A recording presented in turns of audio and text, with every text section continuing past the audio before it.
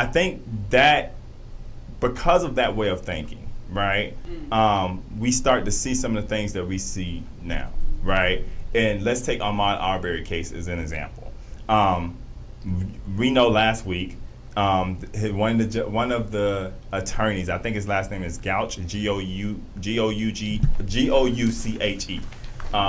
He made up an argument because Al Sharpton was sitting in the room with the family, in the courtroom with the family, and he said, "Your Honor, I really don't think that we need to be having more black pastors who have a platform, basically, in the courtroom because they can somehow their presence can sway the jury."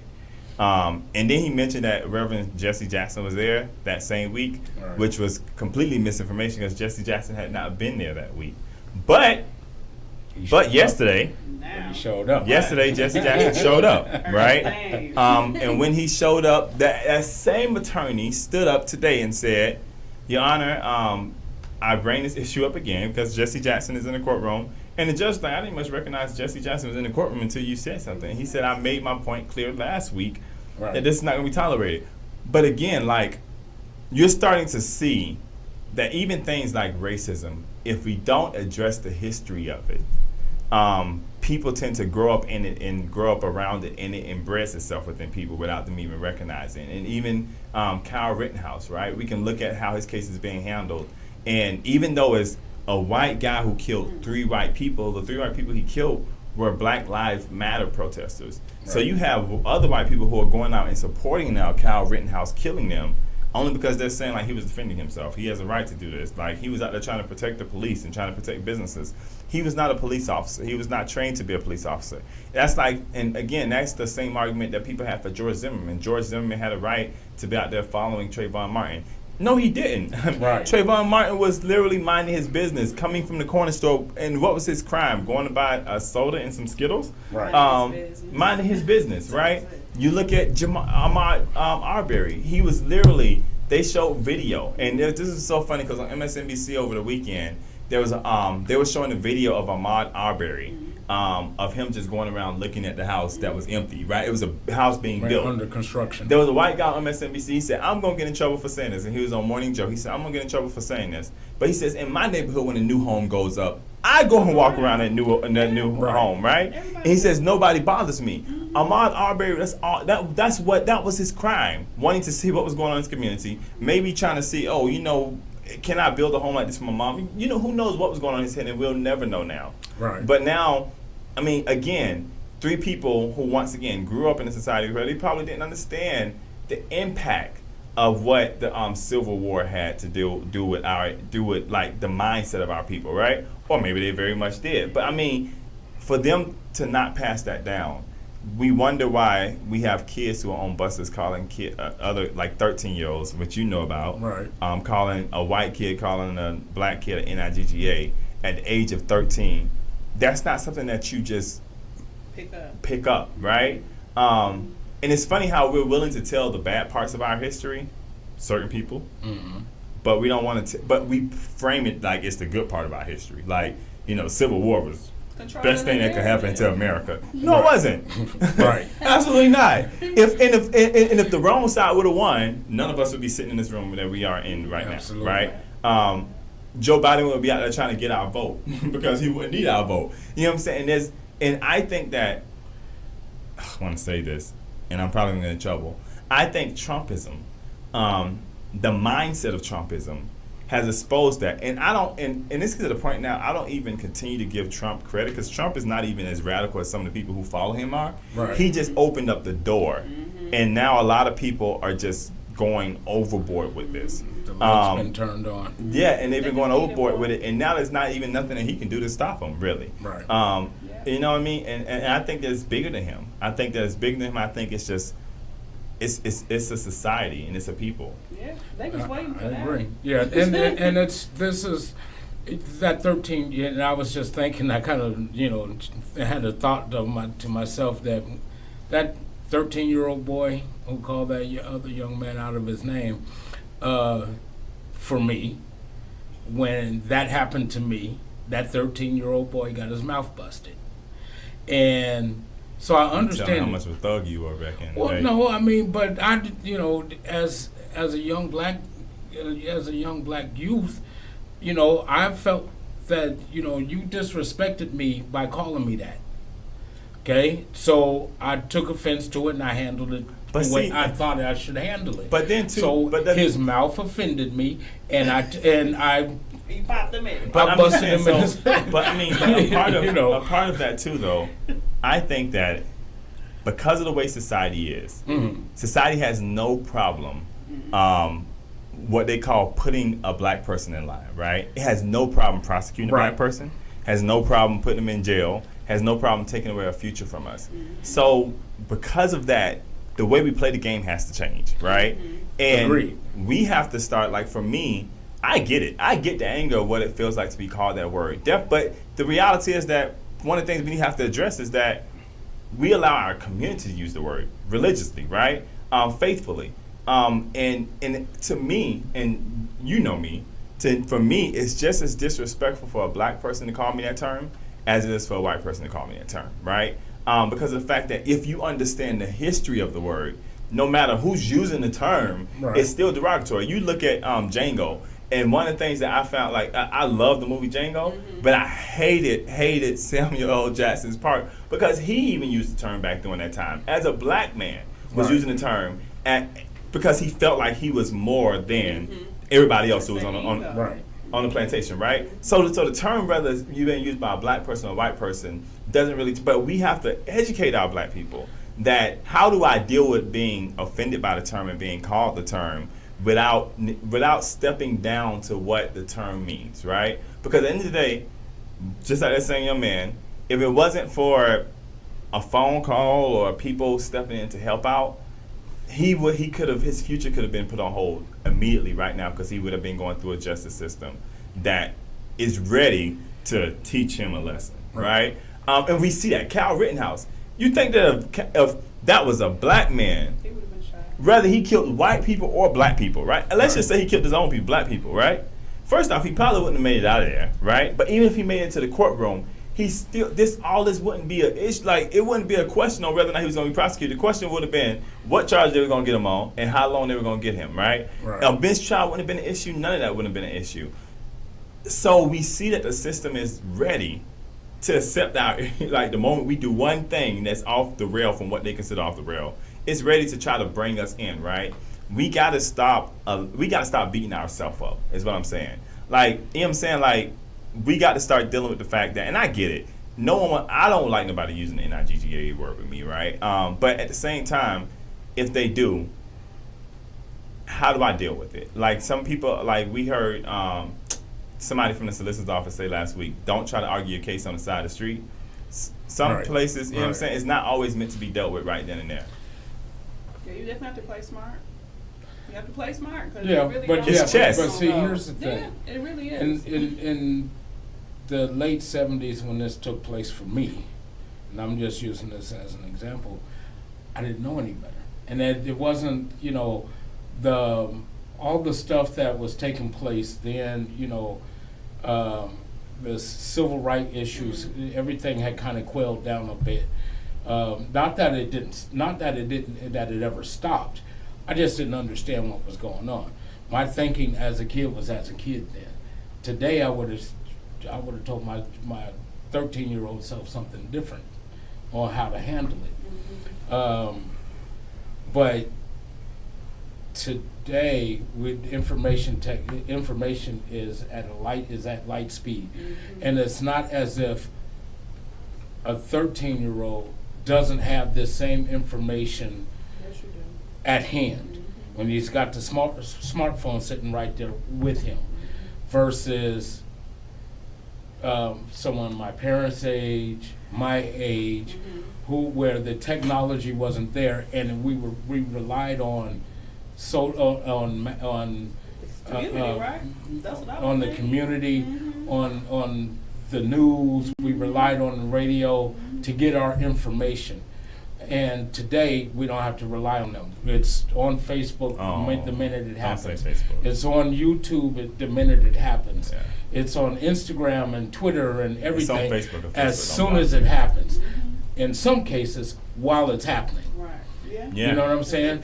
And so That a microwave. 13-year-old today is getting the same information that I probably should have gotten, but at a lightning pace. But let me ask you a question. Do you think most 13-year-olds understand the real background of the word, or they just know that It's they inflammatory. It's in no? rap. I'm It's just in the saying. music that they listen to. Not only that, but I'm just saying, or do they just know that a white person should be calling me this word?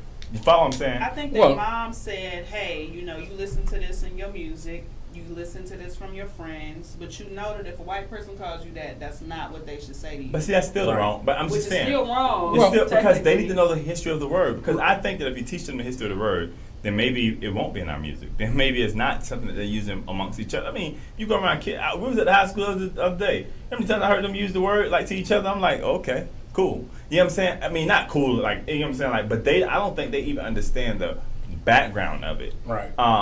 And then I think that once again, going back to teaching our history, if we would have done a better job of passing out the history of how it came about, what it means, what it's supposed to mean, then I think that maybe the word wouldn't be used in the way it's used and as frequently as it's used. But you said earlier, That's the issue. you yourself, when they were telling you about history, you didn't much think, give it a second thought, much less paid attention. Right. And that's part of the problem in and of itself. Some of these kids aren't, even though I'm sitting across the table talking to you, your family was talking to you, but you heard them talking, but you weren't listening, and you weren't always paying attention. So now, fast forward some years, and now you're wishing to be able to get that same information from them again, and they're not available. And so now, today, when we talk, so the question becomes, are the kids going to listen? I can teach them, no problem. But are they going to be listening? But this is the thing too. I can't say that I hear a lot of people even having that conversation about the term. True. Right? True. We have conversations about our family history. We have conversations about history in general. Mhm. My prayer is that 100 years from now, George Floyd is not non-existent. You know what I'm saying? Like, people still remember the history of what happened during that moment. Right. I pray that Martin Luther King is still existent. You know what I'm saying? In 100 years from now. Because of the fact that, again, people, the further away we get from it, it seems like people just feel like it's back just there, done. right? It's done back and over there. with now. But the fact, the reality is that tomorrow today I was in D.C. and when I was in D.C. today, we marched for women's rights today, right? Yesterday I was in D.C. We marched for women's rights, right? Today we're going to be marching for voting rights. Martin Luther King was marching for voting rights. Women were marching back in 1940s for women's rights, right? And that conversation is still a conversation today, which means that it's not like it's getting any better. Just ignoring the past has done nothing for us but make the situations worse. True. And again, to have an attorney stand up in a courtroom after he has literally got off. Remember, keep in mind, 11 jurors, one black. He had, and the judge himself has already complained in our Arbery case. We watched a video last week that there was Indeed. qualified African Americans that could have been on that jury, and for them to have been kicked off. Right. And he got that same judge, that same attorney got them kicked off. Now they're complaining about Reverend Jesse Jackson or Reverend Al Sharpton sitting in the back with the family to help them grieve, and that's the part of a pastor. This is something that you would have thought that you would have heard in 1960s, 1970s, 1940s, During 1950s. Jim Crow. Why? During Jim Crow. But I'm just saying, for it to now be on video. Right. But the behavior, but see, here's the thing. The behavior and thought process still hasn't changed for some folks. That's think what I'm it got saying. worse. But that's what I'm saying. Yeah. Ignoring history has not done anything to help us in the present. We have to, the only way to deal with history is to understand history and to embrace what it is, right? To embrace the reality of it. And when I say embrace the reality, yes, we were slaves, right? Yes. And in fact, what we think about it like this: most jails and prisons are 65 to 68% minorities, African Americans. The only time a person in the United States can be considered a slave is when When they're in prison. they're incarcerated. So that means that a good 22% of the African American population, maybe a little higher than that, are still slaves today. That's right. And again, so that's the reality. You go to a 13-year-old right now and explain that to them, it's gonna be way over their head. But that's the reality of what we're dealing with. And we just got to make sure that I don't think the misinformation of like saying that we have to forget the past. I know people are going to want to stick to the Bible verse, forgetting those things that are behind me. I press towards the mark of the high calling, which is in Christ Jesus. I get that, right? But it doesn't mean forgetting doesn't mean that you actually like forget, right? In all reality, forgiving, it doesn't mean that you actually like say it doesn't make a difference, because who I am in the present is based upon the things I went through in the past, right? And who I'm going to be in the future is going to be based upon how I deal with my present. But you do know that, like, how you just explained it may be totally different than somebody else's, right? Like, we all know that, slavery existed, but how are people explaining that to the kids? Because it looks like they have their own storyline for how things were the way that they were. Yeah, and my favorite thing changing, right? They changed from truth, which is why CTR or CRT is such an issue, right? Because it went from they're trying to whitewash the truth. But it's funny too. I love to hear when kids say, "If I was back in those days, I wouldn't have been a slave. They would have killed me." Negroes, I'm here to tell you that. Think about it like now, right? If the system says it's gonna be a certain kind of way, we go along with the system. System say don't speed. You see a police officer, what you gonna do? You gonna hit them brakes to slow down. So stop saying what you would have done, because if that was back in that time and you were seeing your mom and dad and your grandma and them get killed for not wanting to fall in line, you gonna be, sir. You want me to go pick the car? You probably gonna be Samuel L. Jackson from Django, okay? If you can make it up into the house. You know what I'm saying? And again, we can't. I can't speak to what I would or would not have done. I can say that if the opportunities were the same for me today as they were back then, what I would do, right? But again, like 40 years from now, 50 years from now, there's gonna be kids saying what they would not have taken if they was in our shoes, right? And they're not here, right? So you're gonna be like, oh, I wouldn't have taken the George Floyd being killed. Well, we didn't take it. We went out there and protested on the streets. But I would have flipped over a car. Okay, well, you tell me how I would have ended. Yeah, they did that. I also feel like the kids I feel like now our leaders are not what they used to be back then, to me. Like, that's just kind of how I look at it. And for the kids, they looking at it like, well, do we have somebody that's similar to MLK? That can talk just as much as, as how he was doing and putting in more work and networking with people. Like, we see it on our side, but do the kids see that? You know what I mean? Like, they don't see it to the point where they want to be as involved. Unfortunately, it takes for like a school shooting for them to really wake up and be like, dang, that was my friend in fifth period. My classmate. Right, yeah. Right. So, like, what do I do? And I hate that. I do. I don't know, but we had 2 great days of a discussion. So, I don't know. I just think that we have so much more work to do. I think that that's the reason why the work that we do and are doing is so important. Yes. Because not only this, I think it awakens our own eyes, opens our own eyes, so we can be more of an example in the community. More mentors. More mentors. Yeah, more mentors. And it starts at home. And it folks. does. Yes. It really does. It starts at home. It starts you as a parent, you as a grandparent, auntie, uncle. Talk to your nieces and nephew. Talk to your children. Talk to your grandchildren. Tell them the truth. Tell them your truth, and the examples of what you have gone through. Go ahead and share with them your good and your bad, because it's relevant in their growth as young people and how they should go about making difference in their lives. It's important and it's imperative that we do all that we can, starting from home, and speaking the truth. And if that means grabbing a few books and sitting down and reading to one another to be able to get that understanding, then so be it. Again, I'm pro finance, so make sure you're teaching your children and your grandchildren how to handle and deal with finances, because that's part of the problem for our community, and how to make make the right investments, but make investments. And one of the biggest investments that we can make in our starting in our communities is in our very own households, and investing in our children in such a way that when they are old enough that they can make wise decisions. Why? Because you invested in them early. Yeah. But I mean, what? Well, I was just going to say that the parents need to do some research as well. Absolutely. And I say that because a lot of times they don't always know. And I mean, that's okay. Like, a lot of times we're not going to have all the answers. But if you're going to be telling your child one thing, you need to be aware as well of what's going on in the community with politics, because voting was last week, and we should have had more people out.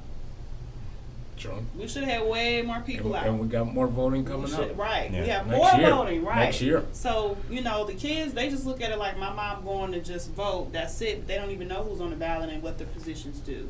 So Right. I would just, recommend that the parents do more research if they are going to decide to have that conversation with their children, so they can know what's going on. And keep an open mind. Yes, Be definitely. open-minded as well, because that's really big. That was, 2 good days of a discussion. Thank you guys for tuning in. We'll be back on Thursday, live on Thursday. And come join us as we continue to have dialogue about the things that are impacting our community, and the things that are important to our community. Until next time, be blessed. Have a great day.